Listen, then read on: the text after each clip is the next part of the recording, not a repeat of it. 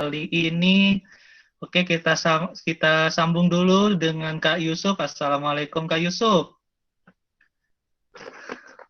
Assalamualaikum Kak Yusuf. Ini Yusuf ada nggak? Waalaikumsalam. Punten, Salam. kedengar gak suara? Kedengeran Kak agak kecil ya suaranya. Oke, Siap, digedein ya. masih resetting bentar ya. Mohon maaf. Siap, boleh. Nanti Kak Yusuf ininya juga ya, ditampilkan wajahnya juga seperti apa kegantengannya. Mantap. Mangga, bentar ya. Siap. Oke, sambil menunggu settingannya Kak Yusuf berjalan, ya tadi kita sudah sempat ini ya, singgung membahas tentang CV dari Kak Yusuf sendiri. Kak Yusuf ini adalah seorang founder GMT, Generasi Madani Tasikmalaya, dan yang pertama kalinya GMT ini muncul, dan alhamdulillahnya beliau juga aktif di luar, di organisasi lainnya, khususnya di kami ya, karena kita sama angkatan kami juga sebenarnya. Ya, kayaknya seperti pernah lihat Kak Yusuf dulunya. Saya dulu aktif di kami Polban juga. Sepertinya mukanya kenal gitu, nggak asing lagi gitu. Dulunya beliaunya juga aktif di kami di kebijakan publik. Kalau misalkan di komisariat itu namanya kajian strategis. Beliau yang akan aktif untuk turun tangan langsung, lebih kepada link ke pemerintah, ke pihak-pihak terkait kayak gitu dalam mengurus kebijakan publik seperti itu. Ya Kak Yusuf ya. Nah, Siap, insya Allah. insyaallah. Assalamualaikum Kak. Waalaikumsalam warahmatullahi wabarakatuh. Sehat Kak? Alhamdulillah. Samulina sehat? Alhamdulillah Kak. Alhamdulillah. Sibuk apa sekarang? Aktif kegiatan apa ini sekarang kesibukannya? Kalau aktivitas, kebetulan masih sering silaturahim sama kampus ya, kampus-kampus Bandung Raya. Karena saya juga kebetulan masih jadi apa ya, mungkin pembina atau apa di FSLDK Bandung Raya dan kami Bandung kayak gitu. Alhamdulillah. Jadi ya silaturahim dengan anak-anak muda lah ya. Walaupun sudah lulus 5 tahun yang lalu kayak gitu. Insya Allah lah. Alhamdulillah. Iya, siap. Oke. Mungkin tadi sudah pembukaan ya Kak ya. Mungkin sambil nunggu masuk juga gitu, join juga seperti itu. Dan mungkin dipersilakan untuk Kak Yusuf memaparkan materi kita pada kali ini. Silahkan Kak Yusuf. Oke, bismillahirrahmanirrahim. Assalamualaikum warahmatullahi wabarakatuh. Alhamdulillahirrahmanirrahim. Ala qabaina qulubina fasbahna bi ni'matihi ikhwana. Allahumma arina haqqa haqqan warzuqna tiba'ah wa arina batila batilan warzuqna tinabah. Asyhadu an la ilaha illallah wa la syarika lahu wa asyhadu anna Muhammadan abduhu wa rasuluhu wa la nabiyya ba'da. Alhamdulillah, puji serta syukur sama-sama kita panjatkan kehadirat Allah Subhanahu wa taala. Dengan rahmat dan kasih sayangnya, dengan izinnya kita bisa bersilaturahim dengan ya walaupun dengan online gitu. Tapi mudah-mudahan tidak mengurangi semangat kita, tidak mengurangi rasa kesungguhan kita gitu ya untuk terus berkontribusi, untuk terus bergerak gitu. Karena memang takdir kita sebagai pemuda itu setidaknya kalau di Undang-Undang Nomor 40 Tahun 2009 itu definisi pemuda itu warga Indonesia, bangsa Indonesia yang berumur 15 sampai 30 tahun kayak gitu. Dan saya juga masih di bawah 30, jadi insya Allah masih pemuda kayak gitu. Takdir kita sebagai pemuda itu untuk terus bergerak gitu. Untuk terus jadi ketika orang tua menceritakan masa lalu, pemuda itu menawarkan masa depan gitu. Pemuda yang akan mengkreat masa depan, pemuda yang memang ketika kita ingin melihat suatu bangsa di masa depan, ya lihat pemudanya saat ini. Lihat aktivitas pemudanya saat ini. Kalau banyak yang bermaksiat, kurang lebih masa depan pun akan seperti itu. Kalau banyak yang berbuat baik, kalau banyak yang peduli dengan kondisi bangsanya, insya Allah pun akan seperti itu. Ya, alhamdulillah tadi sudah sedikit dipaparkan terkait CV saya kayak gitu. Kurang lebih seperti itu. Bukan dalam konteks untuk ria atau seperti apa, karena bagi saya sendiri tidak pernah menisbatkan awalnya ya sebagai founder ataupun apalah istilahnya, karena dulu kita bergerak bareng-bareng kayak itu, dulu kita bergerak bersama, dulu kita berkumpul bersama, tapi ternyata teman-teman saya waktu itu perlu seseorang yang memang dinisbatkan kayak gitu. Jadi akhirnya yang lain menisbatkan saya lah sebagai founder. Walaupun sebenarnya banyak juga co-foundernya yang memang tidak kurang ya dari sisi kontribusinya terhadap pembentukan GMT ataupun hal-hal lainnya, sehingga GMT alhamdulillah bisa berjalan sampai saat ini kayak gitu. Alhamdulillah.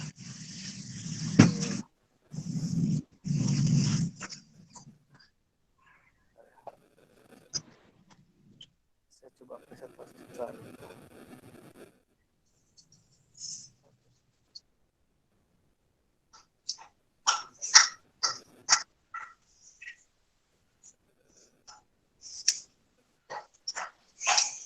Yang mau informasi gimana cara kalau mau presentasiin ini apa PPT?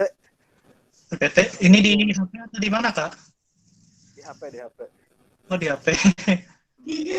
Di HP itu tinggal ini aja sih sebenarnya, kalau tadi udah bisa boleh gitu, terus habis itu keluar tapi tanpa ini sih, Kak. Tanpa langsung aja sih, nggak masalah, tadi udah benar itu. Yang tadi ya, terus Coba. present screen. Oh, jadi saya tinggal ini aja kali ya. Tinggal, nah, betul. Nah, kelihatan, miring Kak? Nggak? Hah? Miring nggak PPT-nya? Enggak. Nah, Udah berarti ya. Jadi saya diamanahi oleh panitia untuk menjelaskan ataupun menceritakan lah ya, karena memang bicara sejarah itu kadang kita bicara cerita juga, bicara sejarah, kita bicara tentang ya hal-hal yang sudah kita lalui gitu ya, baik manis pahit ataupun penuh dengan tangan dan lain-lainnya lah ya. Jadi memang kurang lebih bisa dibaca oleh teman-teman semua bahwa memang generasi Madani Tasikmalaya atau dulu atau kita singkat sebagai GMT, deklarasinya ya, kalau saya bisa bilang deklarasinya itu pertama kali diinisiasi di sebuah rumah di daerah Bojong Soban. Jadi di sini ada orang Bojong Soban ya, mudah-mudahan ada sebagai penerus karena banyak sejarahnya di sana kayak gitu. Saya sebutkan nama-namanya karena memang saya sampaikan tadi ini bukan kontribusi saya seorang kayak gitu. Jadi ada saya Muhammad Yusuf, kemudian ada Sobur Suryana, beliau adalah mahasiswa Unsil saat itu angkatan 2010 jurusan manajemen. Kemudian ada Kang Daud Darda, beliau mahasiswa IAIC kalau nggak salah Cipasung. Ada Kang Wildan Nurzaman, mungkin nggak asing ya, Kang Wildan yang sampai sekarang masih di Tasik sampai jadi ASN juga, beliau alumni Polban 2011 kalau nggak salah. Kemudian ada Kang Agus Kudin 2011 juga di mahasiswa SEBI waktu itu. Kemudian ada tuan rumahnya Telia Aliyah, beliau 2010 UPI. Kemudian ada Teh Emas Rahayu, beliau 2011 di Al-Qudwah ya, mahasiswa Al-Qudwah Depok kalau nggak salah. Kemudian Teh Fia Ajahra, dia mahasiswa Unsil kalau nggak salah.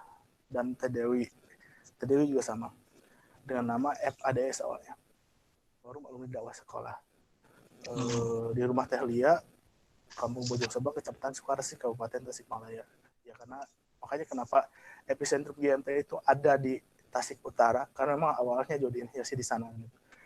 Kenapa acaranya kebanyakan di Ciawi, di Tasik Utara? Karena memang waktu itu orang-orangnya ya ada di sana semua kayak gitu. Nah, berdasarkan pada keprihatinan yang mendalam. Jadi memang bukan kita so prihatin gitu. Saya bisa bilang hampir 90% nama-nama yang sebutkan tadi itu adalah bisa dibilang aktivis mahasiswa lah ya di kampusnya masing-masing saat itu. Saya saat itu jadi ketua kampus saya, Politeknik ST Tekstil, kemudian Kang Wildan juga, dia juga ketua LDK Asalam Polban, kemudian Teh Emas, kemudian Kang Agus dan lain-lainnya. Elia juga dia ketua ketua majelis MPK-nya lah, semacam majelis pertimbangan kelas gitu di kampusnya kayak gitu. Semuanya aktivis dan kita aktif di wilayahnya masing-masing gitu. Ketika kita aktif gitu, misalkan saya aktif di Bandung, saya melakukan pengawalan terkait hal-hal yang masalah yang ada di Bandung, advokasi dan yang lain. Ada satu momentum yang akhirnya membuat kita itu kayaknya berada di zona yang sama gitu, sama-sama terbesit tentang kampung halaman kita kayak gitu. Kita terbesit dengan kampung halaman kita gitu. Kita ngurus kampung orang, kota orang gitu, tapi kampung kita terabaikan lah. Bahasa bukan sok keren-keren maksudnya pengen ngerawat atau gimana ya, tapi memang kita merasa ada sesuatu yang dilakukan untuk Kabupaten Tasikmalaya khususnya saat itu, karena memang kita backgroundnya dari Tasik. Dan memang awalnya memang sifatnya emosional lah ya, sifat-sifatnya emosional gitu, merasa oh ini kita harus make something nih, kita harus bikin sesuatu di Tasik, minimal ada corong untuk kita kontribusi di kampung halaman kita kayak gitu. Nah, kemudian tapi tidak hanya masalah emosional ya yang menjadi alasan kita bergerak. Jadi di saat itu kita awalnya Pak Desya pengumuman dakwah sekolah dan menunjuk saya sebagai koordinatornya.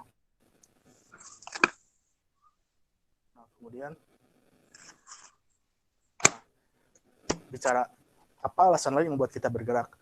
Ya, saat itu kita langsung bagi-bagi tugas. Kita coba analisa gitu. Tasik ini kondisinya sekarang gimana sih gitu ya? Apakah baik-baik saja? Apakah aman-aman saja? Ataukah seperti apa? Khususnya Kabupaten Tasik ya. Karena memang ketika ya kita bukan tersadarkan ya, kita melihat sesuatu yang berbeda gitu ya. Ketika kita berada di Tasikmalaya dengan berada di rantaunya masing-masing gitu. Khususnya saya yang berada di kota Bandung, di tengah-tengah kota Bandung, kampus saya. Saya melihat banyak hal yang memang sangat jauh. Jadi kita tuh ketinggalan beberapa tahun lah di untuk kota yang hanya beda sekitar 80 km ya, mungkin dari Bandung ke Tasik itu. Khususnya dari Ciawi. Kita ada gap beberapa tahun gitu. Yang memang ya cara ngejarnya kayak gimana kayak gitu. Nah, kemudian kita analisa dan memang salah satu patokan yang kita jadikan sebagai cara indikator menganalisis itu dari IPM. Nah, kalau teman-teman pernah mendengar IPM, IPM itu indeks perkembangan manusia. Jadi negara kita itu punya sebuah indikator untuk menentukan apakah kondisi satu wilayah itu baik-baik saja atau seperti apa. Nah, kalau misalkan jadi IPM itu menjelaskan bagaimana penduduk dapat mengakses hasil pembangunan dalam memperoleh pendapatan, kesehatan, pendidikan, dan sebagainya. Ada beberapa indikator di IPM itu. Pertama, kesehatan, ekonomi, dan kemudian pendidikan. Nah, ini bisa dibaca pertama kali diperkenalkan oleh United Nations Development Program (UNDP) pada tahun 1990. Jadi ini memang yang menjadi acuan kita gitu. IPM itu dibentuk oleh 3 dimensi dasar: umur panjang, hidup sehat, pengetahuan, standar hidup layak, dan lain. Jadi IPM ini yang jadikan kita acuan. Kita lihat cari datanya, karena ya kalau misalkan bicara baik-baik saja, seandainya saat itu saya dan teman-teman yang lain standby di Tasik, mungkin tidak akan melihat ada kejanggalan gitu ya. Kayaknya biasa-biasa aja, kita hidup normal-normal aja. Tapi ketika kita melakukan hijrah gitu ya, kita melakukan perantauan, akhirnya ada diferensiasi gitu, ada perbedaan gitu. Oh, ternyata di kampung Batu mah gini kia, ternyata pelayanan kesehatannya gini, kampung lain mah gini gitu, di kota lain mah gini, oh di sana mah gini. Tapi di tempat kita dan seterusnya kayak gitu. Akhirnya adalah semacam kegelisahan kayak gitu, terkait masa fasilitas dan lainnya kayak gitu. Nah, kita searching saat itu, kita lihat sih sebenarnya IPM kita ada di mana gitu dalam urutan khususnya Jawa Barat. Nah,